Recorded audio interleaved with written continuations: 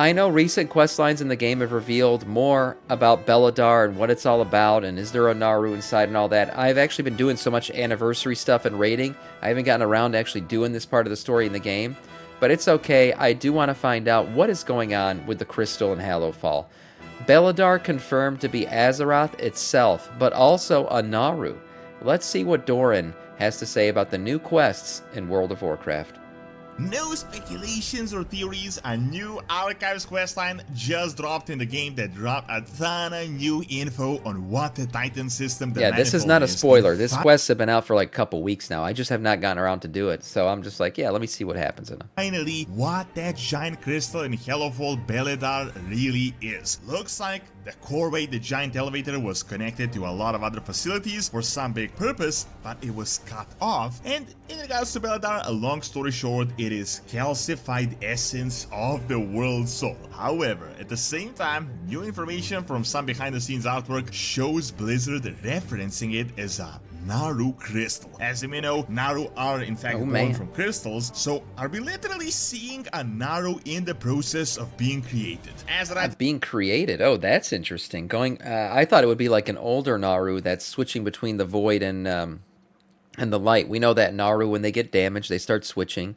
This Naaru, we know Beledar started switching after the Sword of Sargeras penetrated the planet. So, of course, damage occurred, and the switching between them started to happen. Now, if this is a Naaru being created, that's an interesting one. Then why would it be going to the void? Is their natural state a balance between the two?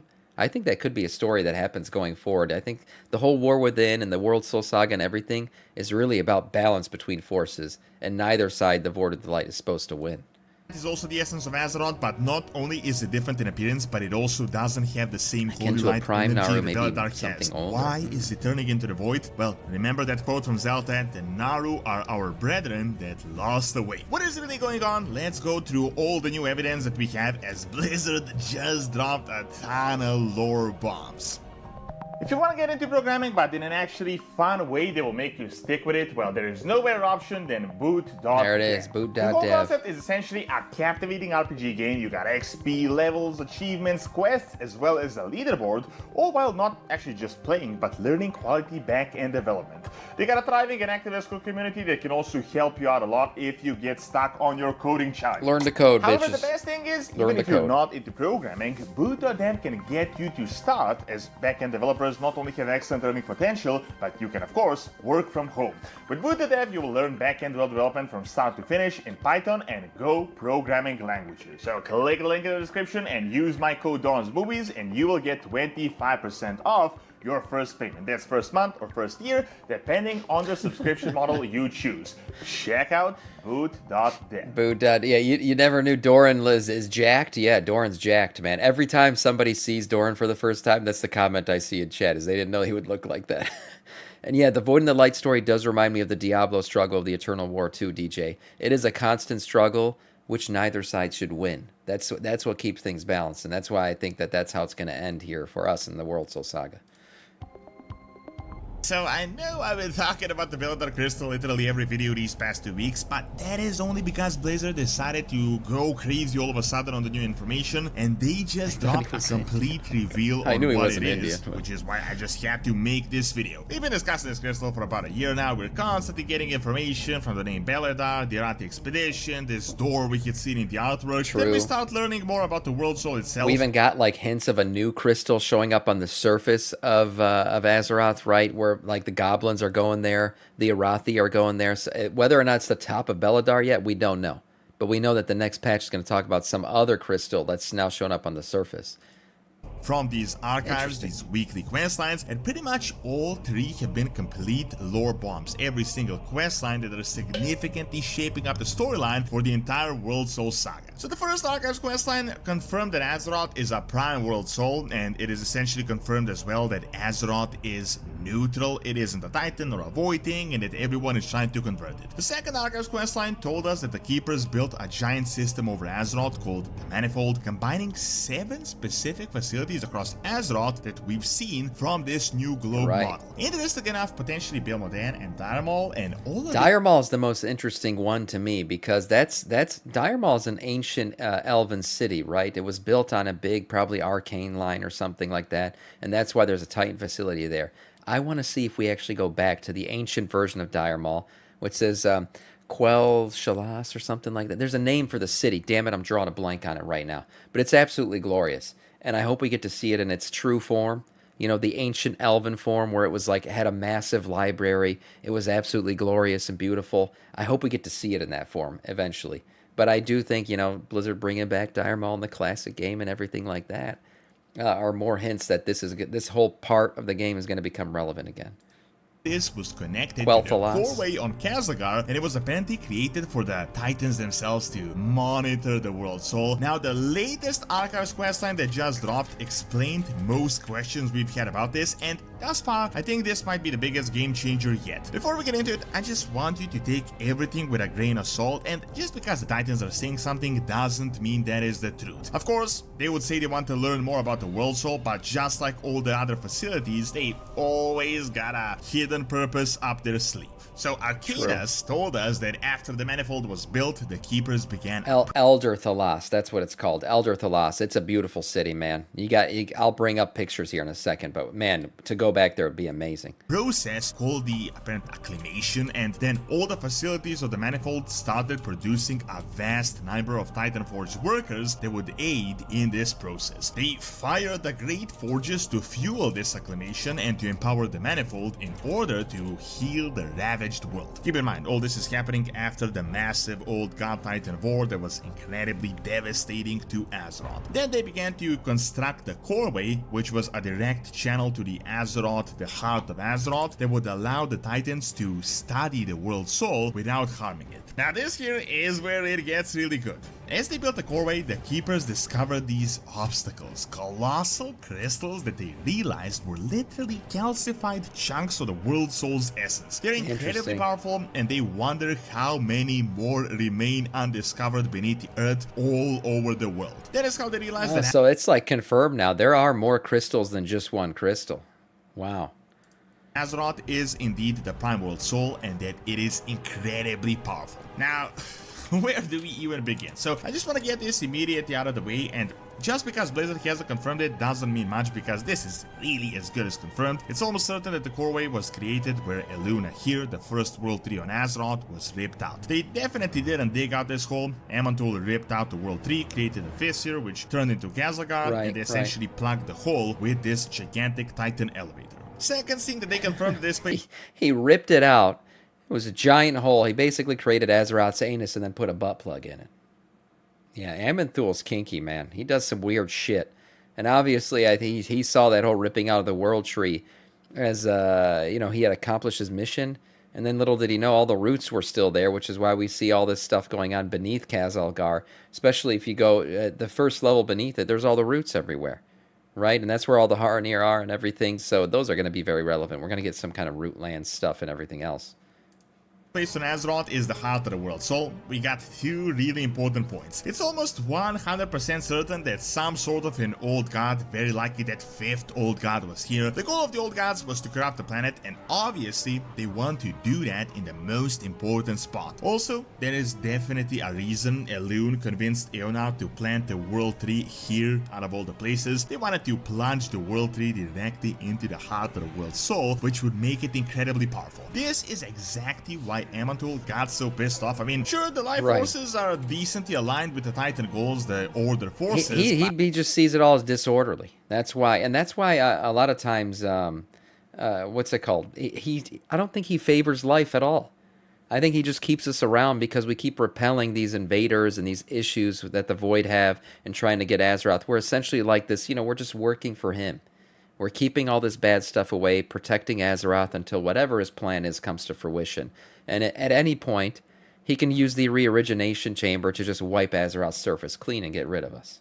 But this is definitely taking it too far. It passed the red line. In the eyes of Emmental, if It's life either got such a big Yasharaj or part the of nameless Azeroth, one, their right? goal of converting it to Titan would be for nothing, so obviously he got pissed off. So the point is, there is definitely a reason all this happened here, out of all the places. Furthermore, there is also new dialogue from the Earthen and the Dwarves, and they discuss what I've just said. Dagran asked the Earthen whether they knew that the point of the Coreway was to study the World Soul, and she says essentially it doesn't matter. They were created by the Titans. It's not like they have a word in any of it. They fulfill their edicts. However, something bad happened that we've just learned. When the Sundering occurred and the continents were split away, they were also split away from the Manifold. The facility was damaged and they no longer had the power that was coming to the Coreway. It was impossible to bring back the connection. All the facilities fell into disrepair, and while they operated for a while on alternate sources, it eventually ran out.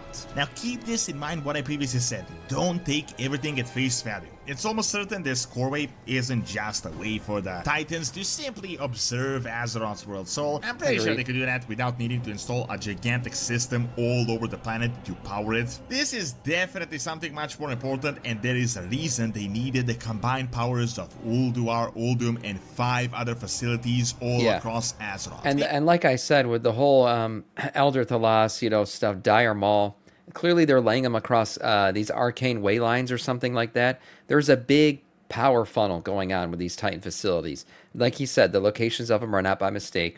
8 of them being there. Is there something the old gods say about 8?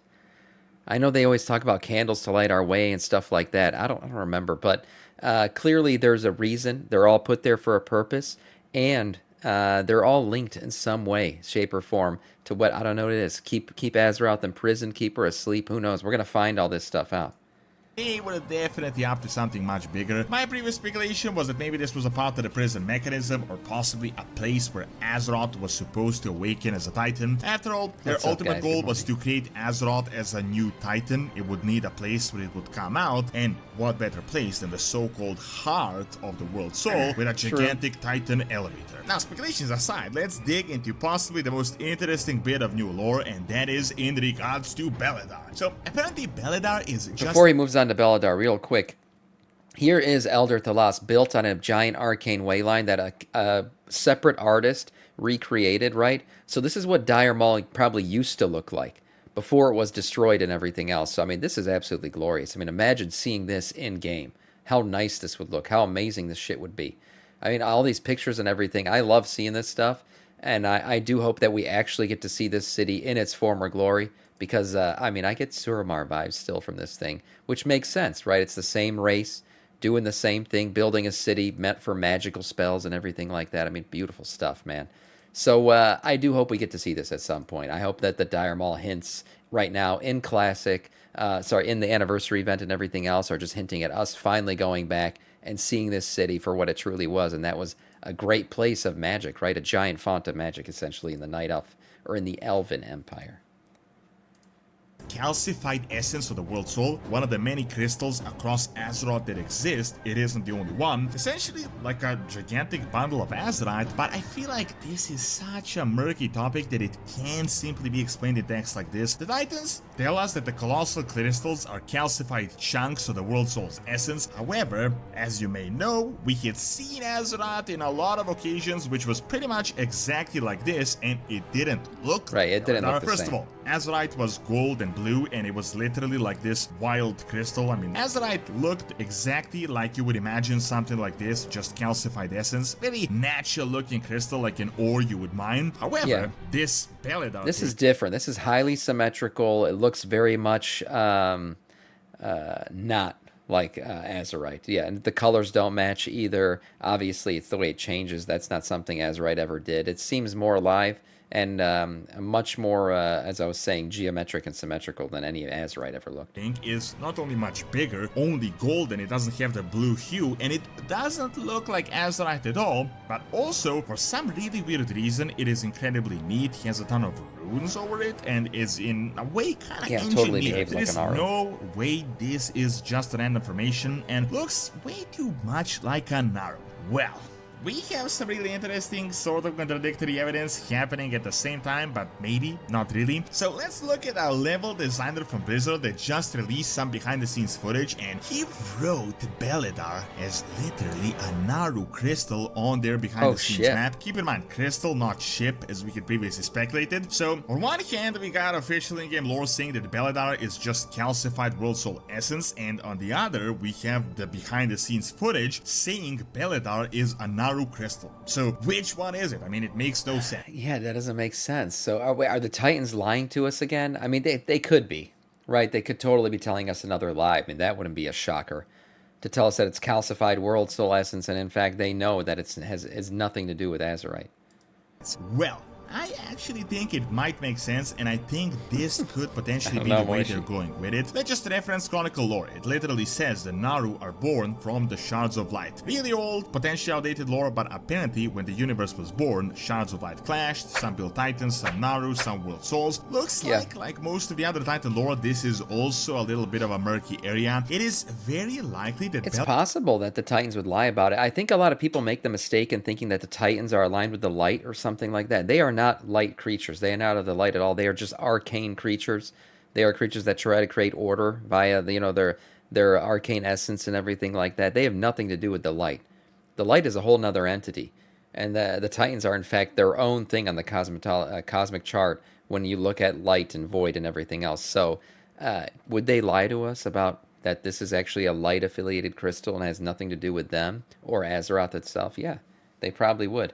Light is just a convenient and more aligned and lends itself well to order. That's right, yeah. And they could be using light. There's a whole theory that actually Naaru are Titan creations using the light, right? And that's why they're so orderly and everything. But like the natural version of the light, or the Hallowfall flaming light, which is a more untamed version of the light, is actually the more natural state of light. And the light that we know via the Naaru is actually a Titan version of light.